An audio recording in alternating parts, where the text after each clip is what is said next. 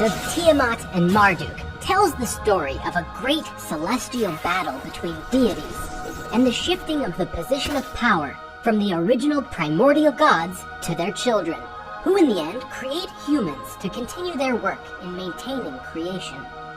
This legend is often observed as an allegory for the forces of nature, and in it we find the source code of many modern religions today. However, there are those who believe this story is far more than an allegory, but an encoded myth describing an actual event that took place in our solar system long, long ago. This theory has become wildly popular in recent years, and it all began when a young boy became obsessed with a burning question.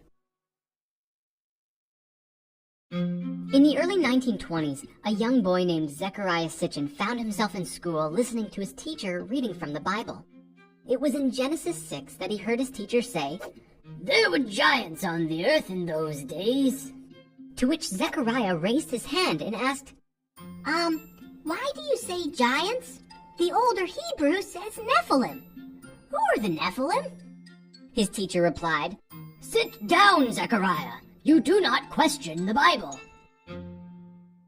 And so it began. Who are the Nephilim?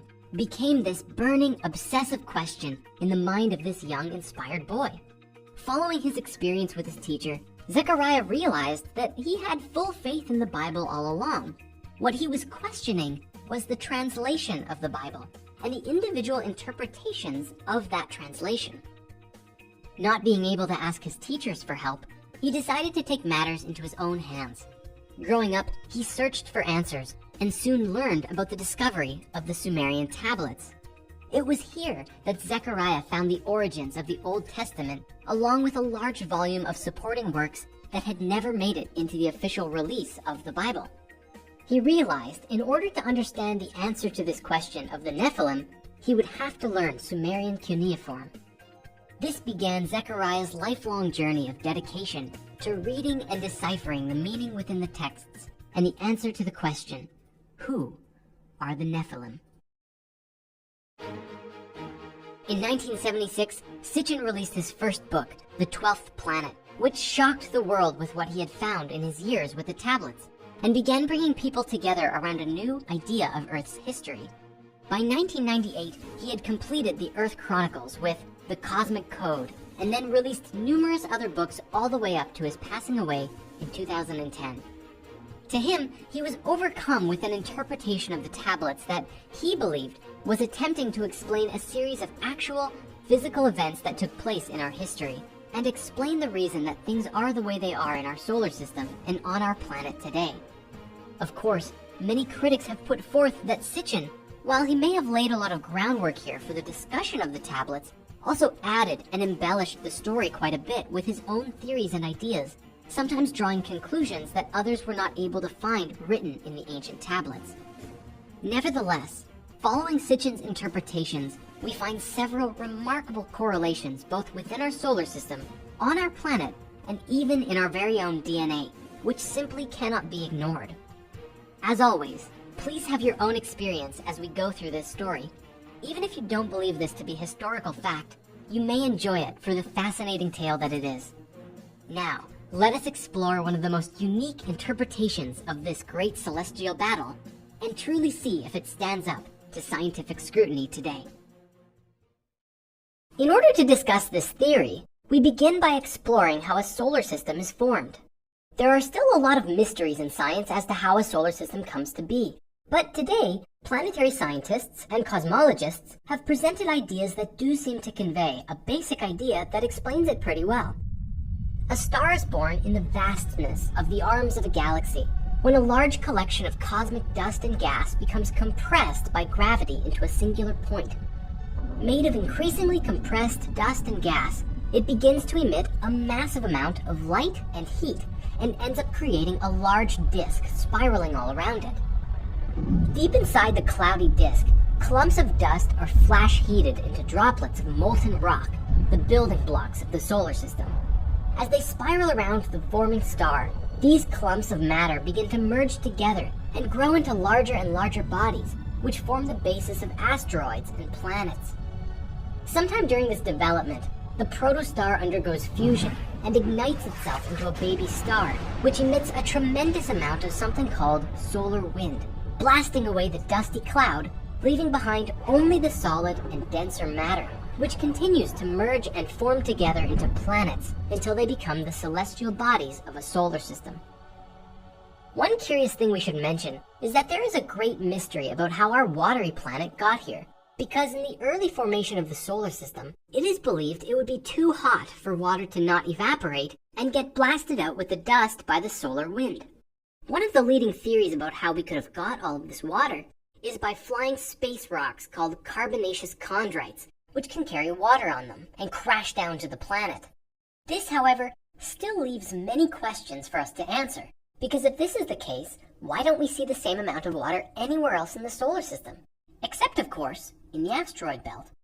At any rate, the reason why this conversation is important is because in Sitchin's theory of the Sumerian tablets, the story begins in the very early days of our solar system. The opening lines of the ENUMA ELISH begin, "When the heavens above did not exist, and earth beneath had not come into being, there was Apsu, the first in order, their begetter." Most commonly, Apsu is interpreted by scholars as the god of fresh water, believing him to relate with underwater aquifers under the surface of Mesopotamia. Sitchin, on the other hand, believed this line to be describing the sun, the first in order, begetter of them all. Mumu, Apsu's vizier, was Mercury, a small body of matter orbiting very close to the bright star. And of course, there was the beautiful goddess called Tiamat, the glistening one, the maiden of life, which was the planet that eventually became the Earth. However, in the beginning it was not the same as we know our Earth to be today. Tiamat was a particularly special planet, for it was entirely covered with water, the only planet like it in the solar system. It was also quite a bit larger than the Earth is today, approximately the size of Neptune, and it had a different orbit as well. It was a little bit further from the Sun, in an orbit that we would locate where the asteroid belt is today, between Mars and Jupiter. Regarding the formation of Tiamat, observations of interstellar clouds and other basic sciences show that hydrogen and oxygen, the building blocks of water, are some of the most abundant elements in the universe. And so it would make sense that as the solar system was forming, there was likely tons of water ice, or at least hydrogen and oxygen, that was getting pulled in from all directions, colliding together and forming into what was likely a rather large field of water ice and other debris, which may have even been partially liquid, solid, and gaseous all at the same time, spinning around in a fury of deadly winds and storm. In a document titled Origin of Water Ice in the Solar System, a scientist of the Lunar and Planetary Laboratory explains that the origin of water ice during planetary formation comes from at least two sources. It condenses beyond a certain distance from the proto-sun, no more than 5 astronomical units, but perhaps as close as 2, and it falls in from the surrounding molecular cloud. This is especially interesting to us as it relates with our theory, because the asteroid belt is 2.2 to 3.2 AU away from the Sun, which is where Tiamat was said to be, according to this story. This will also make more sense by the time we conclude our exploration of this theory. Returning to the Babylonian epic, Sitchin goes on to explain that the formation of the following 6 deities, in pairs of 2, describe the formation of the other planets in our solar system out of the early debris that spiraled around the Sun. The first, for example, Lamu and Lahamu, are believed to describe Mars and Venus. Curiously, the names Lamu and Lahamu etymologically derive from the Sumerian word for war. Sitchin explains that the Mesopotamians knew Mars to be the god of war, and Venus was the god of love and war. And so the concept that Lamu and Lahamu were Mars and Venus fit both mythologically and etymologically. Then Kishar and Anshar form, who are said to surpass or excel beyond Lamu and Lahamu. These were, of course, Jupiter and Saturn. The Babylonians make a special note to describe that Anshar had a firstborn emissary or vizier named Gaga, which is believed to be a particular moon of Saturn, which would one day become Pluto, and we'll look at how that happens momentarily. After that, we have our final 2 deities coming into being, Anu and Ea. Anu is said to represent Uranus, and Ea, Neptune. These 2 are also known by other names, An and Enki, from the original Sumerian telling of the story. I find it extremely curious that Neptune is also a name for the god of the sea in Roman mythology, synonymous with the Greek Poseidon. It's curious because Ea, or Enki in Mesopotamia, was firstly called the god of water. It's also curious that the planet Neptune wasn't actually even discovered until 1846. Now, the way that Sitchin interpreted this story is that in those early days of the solar system, the orbits of the planets were not established or harmonious yet. As the tablets tell us, they surged back and forth and disturbed Tiamat's belly. Sitchin writes, the newly created family of planets was far from being stable. The planets were gravitating towards each other. They were converging on Tiamat, disturbing and endangering the primordial bodies. We have here obvious references to erratic orbits. The new planets surged back and forth. They got close to each other. They interfered with Tiamat's orbit. While it was Tiamat that was principally endangered, Apsu too found the planet's ways loathsome. The tablets describe that Apsu, caring for Tiamat, expresses the idea of destroying the children. This part is curious when relating it with planets. Perhaps it refers to the young star emitting blasts of radiation, which could potentially destroy these young planets completely, or at least send them flying off into space. During this part of the story, and what follows next with the death of Apsu, Sitchin theorized several ideas, with the basic premise being that something, whether relating with Ea, the planet Neptune emitting waves of radiation, or even just time itself, caused the sun to settle its turbulent energy. Nevertheless, it's interesting that after this point, Apsu is no longer referred to as a deity, but rather a location. Ea is said to claim Apsu's throne, and as he lay in his quarters, he names them Apsu. This act in the story could be referring to the sun's radiation and cosmic wind, which had now finally settled. It's not entirely clear, but generally the interpretations of this scene describe a shift in the early solar system, where now any new planets to come into the system had to come from the outside, of which Neptune was sort of like a gatekeeper for, being at the outermost edge of the solar system. Therefore, Ea took over the role of Apsu. As far as the story goes, this is where we see the older deities beginning to be taken over by the younger ones. And that's exactly what happens. Because shortly after this, Ea gives birth to Marduk, and Tiamat grows angry towards her children. Marduk, as you might have guessed, was interpreted to be a new planet that entered into our solar system from the outside.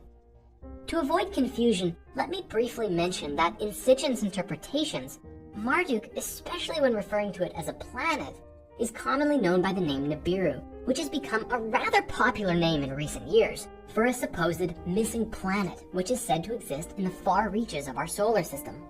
However, the word Nibiru in the ancient tablets is written about in a number of ways. It's a word used to sometimes describe a planet, usually Jupiter and one time Mercury. It's used to describe a god, specifically Marduk, which could be a planet. It's also used to describe a star in the sky, specifically Marduk's star. In Babylonian astronomy, Nibiru also seems to refer to the equinox and the astronomical objects associated with it. Finally, Nibiru is referred to as a location, a place in which the gods, who are called the Anunnaki, come from. It's for this reason that scholars of cuneiform astronomy have not been able to determine with certainty what Nibiru is. But it's because of Sitchin's work that Nibiru is often regarded as a name for this additional planet that's in our outer solar system, of which Marduk is seemingly a more appropriate name. Then again, there are interpretations out there that account for both Marduk and Nibiru as their own individual characters or things. But interpretations get very complex when we go there, so for now, let's return to our story. As we've discussed, Marduk was said to be born of Ea and his wife Damkina, who is sometimes referred to as a great queen or goddess of nature. This is another confusing part of the Babylonian epic, because nowhere in the ENUMA ELISH does it describe where she comes from. She's just kind of there, but you do get more of an origin story when referencing other tablets from ancient Mesopotamia.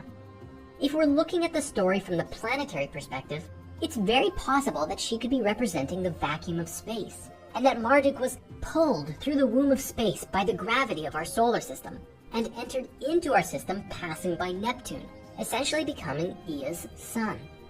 Sitchin proposed that, based on what was written about Marduk, that it was a large planet approximately the size of Neptune that entered into our solar system in the opposite direction compared to the other planets. He said that it had a long elliptical orbit, going way out into the far reaches of our solar system, and returned back in a time frame of approximately 3,600 years. When this planet passed through, it was always a great event in the solar system, as it affected the gravity of the other planets, causing earthquakes and tidal waves. Then it would go way out, past the distant planets, and disappear from sight. Some theories suggest that this planet could have come to our solar system in the first place when its own local star exploded and it careened off into space on its own. Nevertheless, Sitchin believed that Marduk must have been a very young planet, for the tablet said that he was belching fire, which could have been a sign of tremendous volcanic activity and radiation. The drama of this great celestial battle begins when Marduk first entered into our solar system, and as it passed by Uranus, something intense happens. The tablets write, Anu formed and gave birth to the four winds. He delivered them to Marduk, my son, let them whirl.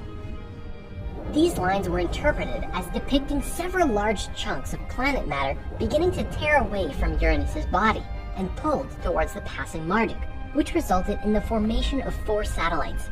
These were the four winds, which were thrust into a fast orbit around the planet, swirling as a whirlwind.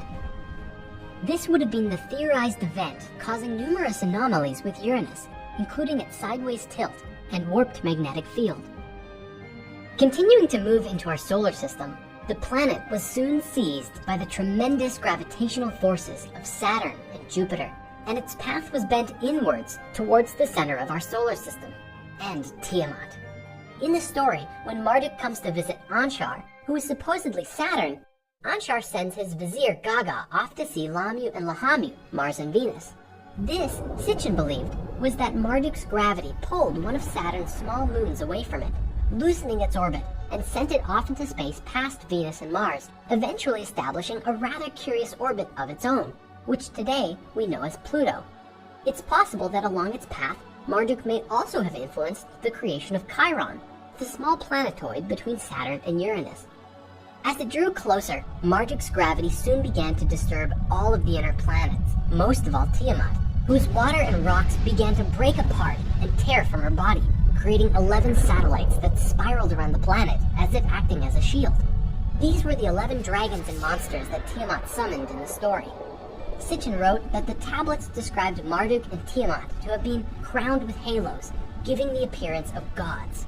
Of particular importance in the Mesopotamian cosmogony was the largest of Tiamat's satellites, Kingu, the firstborn among the gods who formed her assembly. It is significant because as Marduk approached, Kingu was pulled closer to Marduk and away from Tiamat's orbit. Sitchin believed that Kingu being pulled away like this was Tiamat giving Kingu the Tablet of Destinies. In this interpretation, the tablet itself was actually a planetary orbit of its own, of which Kingu almost adopted. Nevertheless, soon Marduk was set on an unalterable collision course with Tiamat. Tiamat and Marduk, the wisest of the gods, advanced against one another. They pressed on to single combat. They approached for battle. When it passed by, it was not Marduk itself, but one of the swirling winds around it that crashed into Tiamat and severed a phenomenal chunk, splicing her in half. All of Tiamat's satellites, with the exception of Kingu, were instantly shattered, and their remains continued to spiral around the sun in Tiamat's orbit. Her body became distended. Her mouth had opened wide. He shot there through an arrow. It tore her belly. It cut through her insides, tore into her womb. Having thus subdued her, her life breath he extinguished. Tiamat was left fissured and lifeless, but her fate had future encounters between the two planets in store. Marduk went sailing off into space, yet now gravitationally bound to return to the scene of this event.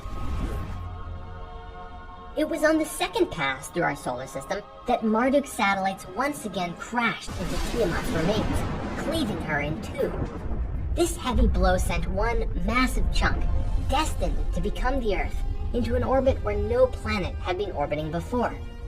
The fragments of Tiamat that were shattered formed what we now call the asteroid belt, which the Sumerian tablets called the hammered bracelet. With the passage of time and a lot of extreme tectonic activity, the remains of Tiamat eventually returned to a spherical shape, this time with more land on its surface than it had before. Kingu, which hovered in the region of Tiamat since their first encounter with Marduk, followed Tiamat to her new location between Mars and Venus and became the moon. Marduk once again shot out into space and continued to orbit around the sun from a long distance away. This, according to Sitchin's interpretations of the tablets, is how the Earth got to be where it is today.